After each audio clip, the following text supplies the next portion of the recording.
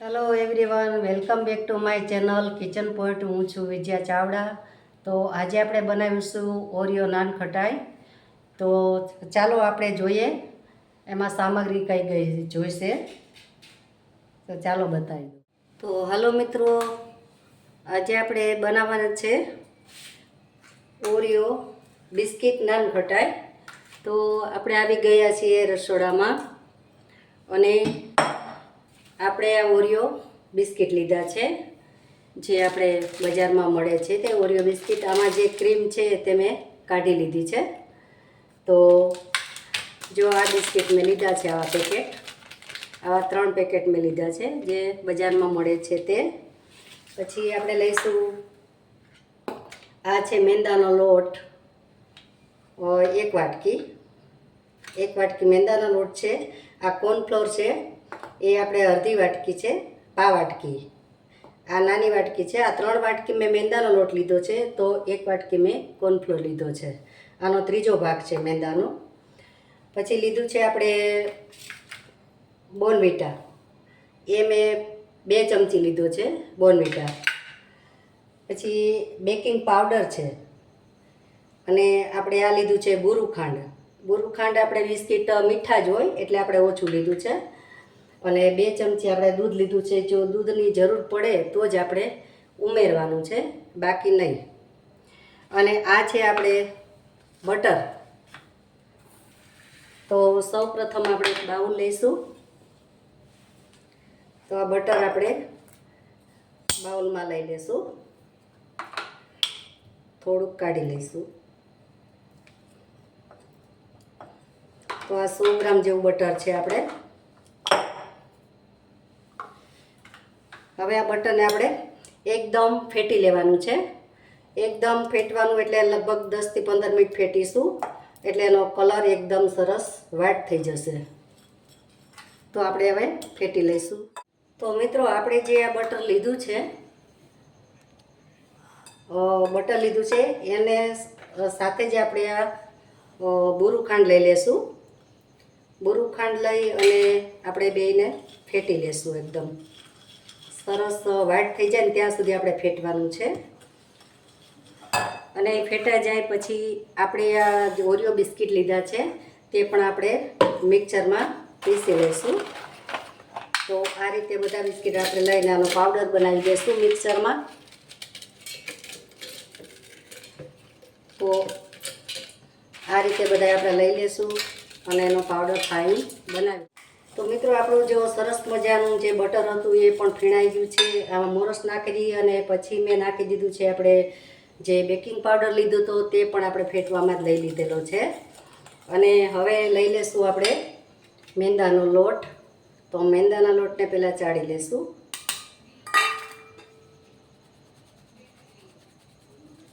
મેંદાના લોટને ચાળી લઈશું, પછી કોર્નફ્લોરને પણ આપણે ચાળી લઈશું. તો અહીંયા મેં બેકિંગ પાવડર ચપટી લીધો છે, તો તેને પણ આપણે ચાળી લઈશું. આ બધું ચાળી લેવાનું. તો કોઈ પણ કસ્તર હોય તો તે નીકળી જાય. જુઓ, આટલો કસ્તર છે. હવે આપણે જે પેલો પાવડર છે તે લઈ લઈશું. આપણે જે ઓરિયો બિસ્કિટનો પાવડર બનાવેલો છે તે લઈ લેશું. પછી બોર્નવિટા લઈ લેશું. હવે એને મિક્સ કરી લેશું. જો આમાં જરૂર પડે તો જ દૂધ લેવાનું છે, નહીંતર દૂધ લેવાનું નથી. તે ખાસ તમારે ધ્યાન રાખવાનું છે. અને મિત્રો, મારો વિડીયો તમને ગમે તો લાઈક કરો, શેર કરો અને સબસ્ક્રાઈબ કરજો. અને કોમેન્ટ કરજો કે ક્યાંથી તમે કોમેન્ટ કરી, તમારા ગામનું નામ પણ તમે લખજો ચોક્કસથી. તો હવે બધો લોટ આપણે બાંધી લઈશું આવી રીતે. તો મિત્રો, સરસ મજાનો આપણો લોટ પણ બંધાઈ ગયો છે નાન ખટાઈનો. અને આપણે પ્રી હીટ કરવા માટે મેં આ થાળી પણ આમાં રાખી દીધી છે. અને આ લોખંડની કઢાઈ મેં લીધી છે. જો તમને બતાવું છું કે પ્રી હીટ કરવી જરૂરી છે. તો આપણા બિસ્કિટ કે નાનખટાઈ તમે જે બનાવો તે સરસ આપણા બને. એટલે મેં ગરમ કરવા રાખી દીધું છે અને મીડિયમ ગેસે ધીરો રાખી દીધો છે. હવે આપણે વાળી લેશું નાનખટાઈ. જો આ રીતે આપણે નાના નાના લુવા વાળી લેશું. જો આ રીતે સરસ એવા લુવા વાળી લેશું. તમારે જેવડી જોતી હોય એવડી નાનખટાઈ બનાવવાની.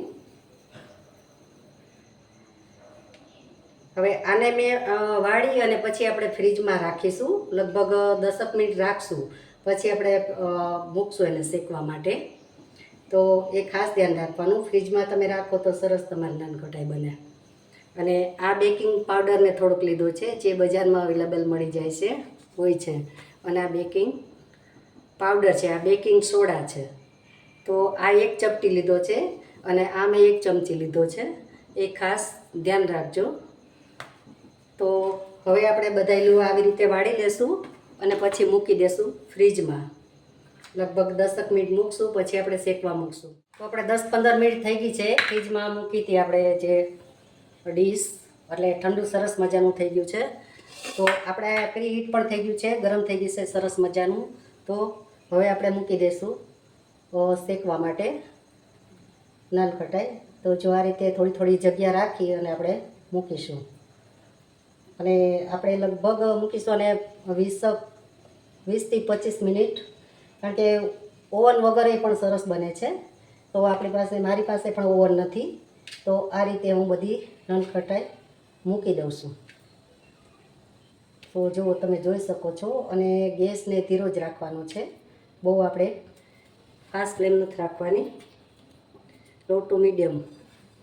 અને આપણે જે આ બની જાય ત્યાં સુધીમાં બીજા લુવા પણ મેં વારી લીધા છે. તો તમે જોઈ શકો છો, જે બધા લુવા મેં વારી લીધા છે. અને મારી પાસે આ બીબું છે અને આપણે આને ઢાંકી દઈશું આવી રીતે. આને ઢાંકી દેવાનું છે. અને આ બીબું છે મારી પાસે, બજારમાં મળી જાય. તમે કોઈ પણ વાટકી કે કોઈ આપણે ચમચી કે ઢાંકણ છે એ તમે લઈ શકો છો. તો આ રીતે મેં બધાય એક સરખા લુવા કરી અને બીબું બનાવી લીધું છે. જુઓ તમે, સરસ આપણી નાનખટાઈ એક સરખી થાય એટલા માટે. તો હવે 15 થી 20 મિનિટ આપણે શેકાવા દેશું, પછી જોઈશું. તો મિત્રો જુઓ તમે, નાનખટાઈ આપણી ચડી ગઈ છે સરસ મજાની, તમે જોઈ શકો છો. જો મેં ગેસ ઉપર જ મૂકી છે. તો હવે આપણે આને લઈ લેશું. હવે થોડીક વાર ઠરવા દેશું, પછી તમને હું બતાવી. આમાં ક્રીજ પણ સરસ મજાની પડી ગઈ છે. તો આને આપણે લઈ લેશું. અને આમાં મેં મીઠું કેવું કશું મૂક્યું નથી, તમે જોઈ શકો છો. આ રીતે જ આપણે બનાવવાની છે. તો હવે જે બીજી ડીશ છે તે પણ આપણે મૂકી દઈશું. અને આમાં મેં થોડીક ડિઝાઇન પાડી છે, પણ જોઈએ હવે ડિઝાઇનવાળી કેવી થાય છે આપણી નાનખટાઈ. ટ્રાય કરવા માટે જ મેં આ એક ડીશ ડિઝાઇનવાળી બનાવી છે. તો એને પણ આપણે પકાવવા મૂકી દઈશું. અને એમાં આપણે હવે આ સ્ટીલનું ઢાંકણું ઢાંકીશું, કારણ કે પેલું નાનું પડે છે એટલા માટે. તો આમાં સ્ટીમ બહાર ન નીકળે એટલા માટે મેં આ મોટું લીધું છે. તો હવે એને આપણે 15-20 મિનિટ પછી જોઈશું અને આને ઠરવા દેશું થોડી, પછી તમને હું બતાવું. તો મિત્રો જો આપણી નાનખટાઈ મસ્ત મજાની બનીને રેડી થઈ ગઈ, તૈયાર થઈ ગઈ છે. મિત્રો કોણ કે આ આપણે ઓવન વગર ન થાય એમ, તો આપણે ઓવન વગર પણ સરસ મજાની આપણે બેકરી આઈટમ બનાવી દીધી છે, નાનખટાઈ બનાવી દીધી છે. તો જુઓ તમે ટ્રાય કરજો, તમને નજીકથી બતાવું. આપણી બહુ મસ્ત ખસ્તા આવી નાનખટાઈ તૈયાર થઈ ગઈ છે. તો તમને હું એક ભાંગીને પણ બતાવી દઉં છું. જો આ મેં સાદી બનાવી છે, કે ડિઝાઇન કોઈ પાડી નથી. જો કેવી સરસ મજાની આપણી, નજીકથી બતાવું તમને, એવી સરસ મજાની આપણી નાનખટાઈ બની છે. તો તમે પણ આ જ મેથડથી બનાવજો. અને આ જો મેં ડિઝાઇન પાડી છે, પણ એ પણ બહુ સરસ થઈ છે. જુઓ તમે જોઈ શકો છો. જુઓ સરસ મજાની આપણી નાનખટાઈ તૈયાર છે. તો જો નીચે પણ સરસ ચડી ગઈ છે, ઉપર નીચે બહુ મસ્ત મજાની રેડી થઈ ગઈ છે આપણી નાનખટાઈ. તો મિત્રો આપણી નાનખટાઈ બનીને રેડી છે, ઓરિયો નાનખટાઈ. તો તમે પણ બનાવજો આ મેથડથી, પણ નાની નાની બાબતનું ધ્યાન રાખવાનું છે.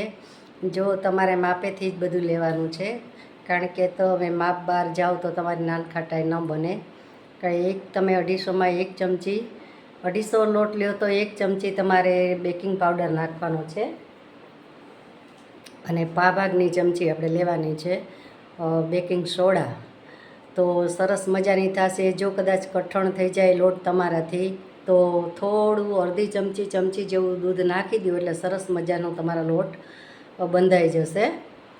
અને જો ઢીલો થઈ જાય તો તમારે ઓરિયો બિસ્કિટ જે હોય એનો ભૂકો કરી અને પછી નાખી દો તો પણ સરસ મજાનો લોટ તમારો થઈ જશે. અને કાં તમે નાખી દો આપણે કોર્નફ્લોર તો એ સરસ થઈ જશે. 2-3 ટિપ્સનું તમારે ખાસ ધ્યાન રાખવાનું. તો જો તમે આપણી નાનખટાઈ નજીકથી બતાવું કેવી સરસ મજાની બની છે. તો હું એ ઉમેદ રાખું છું કે તમે પણ આવી બનાવો અને તમારા બાળકોને ખવડાવો. અને ઘરે બનાવેલી વસ્તુ આપણે હંમેશા સારી જ બને, અને ઘરેથી બનાવીને ખવડાવીએ એ વધારેમાં વધારે સારું છે. તો આ મેથડથી તમે બનાવજો.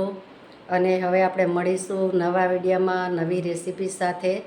અને કોમેન્ટ કરજો મારી રેસીપી તમને કેવી લાગી, અને જરૂરથી કમેન્ટ કરજો, અને તમારા પ્રતિભાવ પણ અમને આપજો, એટલે મારું પ્રોત્સાહન પણ વધે. તો મળીશું આપણે નવી રેસીપી નવા વિડીયોમાં. ત્યાં સુધી આવજો. For watching.